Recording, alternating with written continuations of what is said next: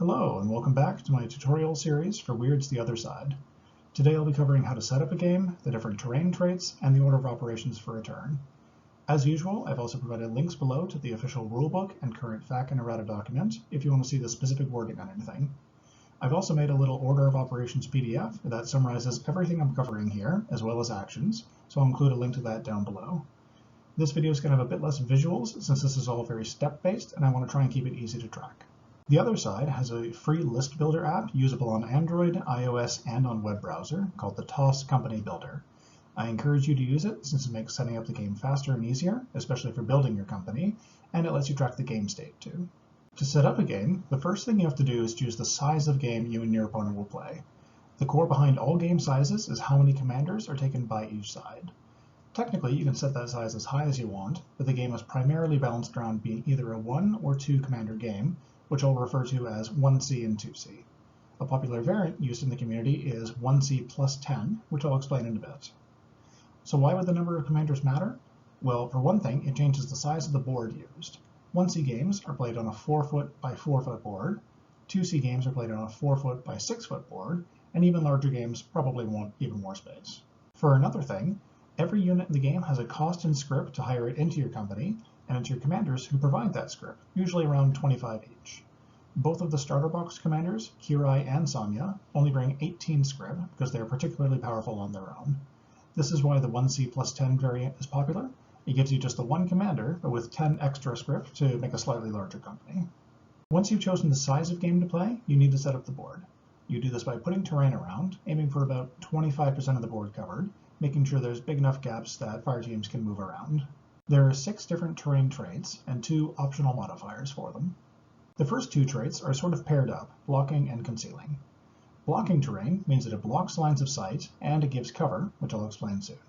Concealing also gives cover, but fire teams can see through it. Think of the difference between these two like a building and some tall grass. Both affect your ability to shoot accurately, but you can still kind of see through the grass. Cover only matters for missile actions. If you can draw at least one line of sight through anything that gives cover between the attacker and the defender, and it's at least 2 inches away from the attacker, then the missile action gets a -2 AV penalty.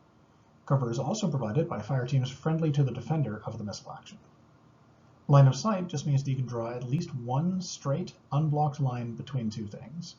Actions that need a target require a line of sight unless it says otherwise.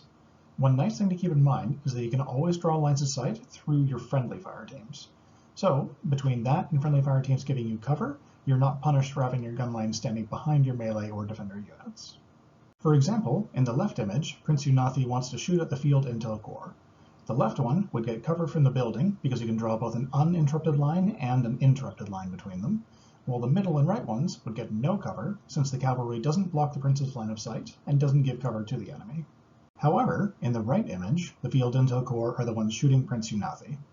Here, the left one would have a clear shot because the attacker is within 2 inches of the blocking terrain.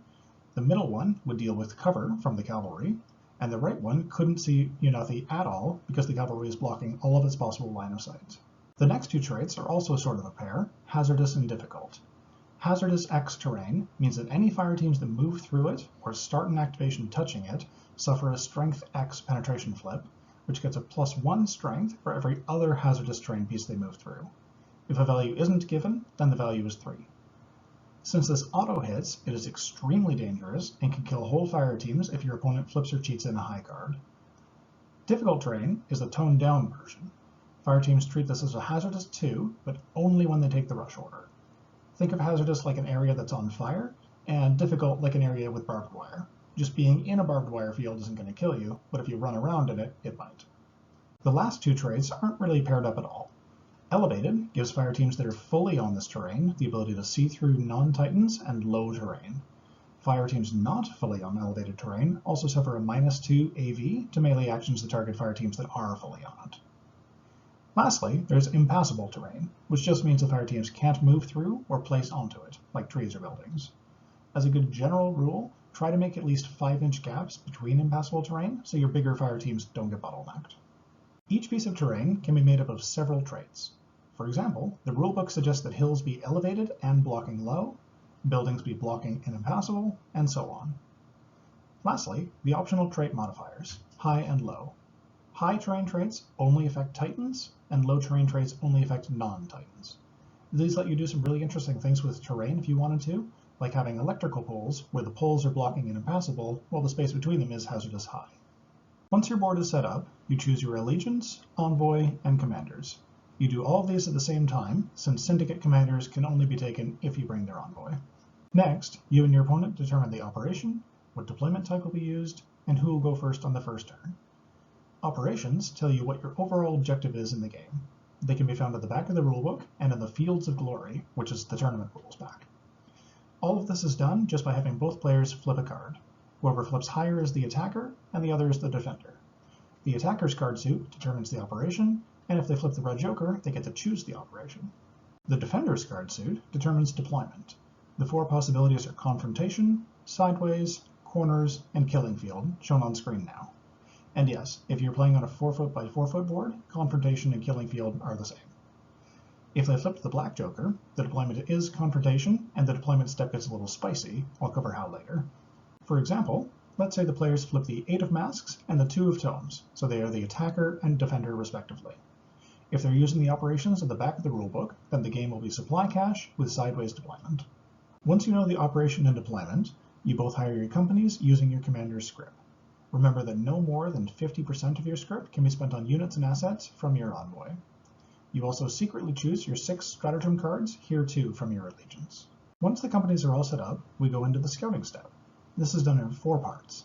The attacker chooses their deployment zone, then any fixed markers for the operation get placed, then you resolve any company abilities that mention scouting, like placing the cult's portal markers, with the attacker doing all of theirs, and then the defender, and lastly, any variable markers for the operation get placed. Finally, we enter deployment. In each step, the attacker deploys fully, then the defender does, then you move to the next step.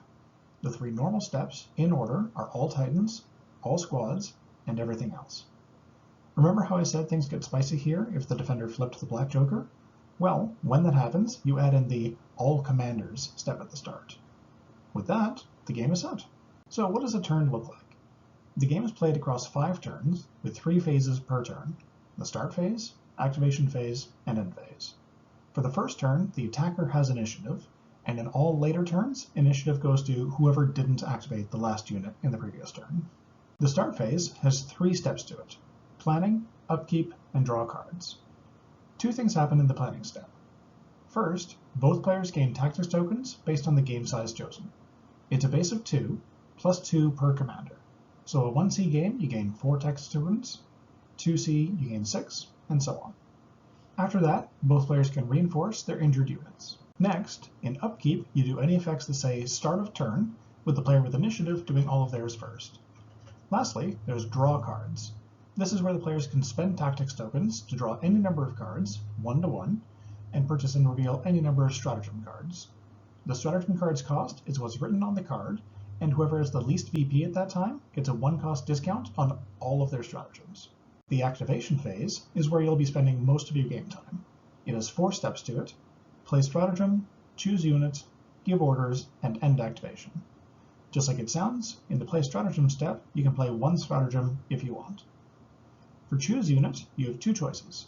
You can either pick any unit who hasn't activated yet, or you can pass your activation. If you choose to pass when you still have units left to activate, then you have to discard a card from your hand to do so. Be careful though, if one player passes and then their opponent also passes, the turn is immediately over, even if there were other units left to activate. Assuming you are activating a unit, you then do all start of activation effects, and then if the unit has a tactics AV, its player gains that many tactics tokens. It's important to note that if the unit has a start of activation effect that flips it to glory, and it has a different tactics value on the glory side, you gain the glory side AV worth tokens. Next is the big one, give orders. As a reminder, the 3 orders you can choose from are advance, rush, and focused effort. Don't forget that your commanders get a bonus morale action in addition to their order action. That's 1 bonus morale action, regardless of how many commander fire teams are in the unit. I'm looking at you, Frenzy. Also, being a commander is a requirement for taking that extra morale action, not just being attached to one. So non-commander combined arms fire teams cannot take it. Very sorry to Akirio and Komainu. We finish off this phase with end activation.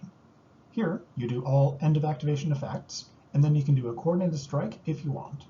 Remember that it costs a tactics token if neither the unit you just activated or the one you're coordinating into is a commander. You cannot play a stratagem in between these two actions, so go straight to the choose unit step. Lastly, there's the end phase. This is definitely the simplest phase, as you just score VP based on what the operation says, and then shuffle your discard pile back into your fate deck. And that's it! You now know everything you need to get out there and play the other side. My next video will be a breakdown of the single most complicated effect on the game, and then I'll start diving into the specific allegiances and commanders, so stay tuned if you want to know more details on any of them. Until then, happy gaming!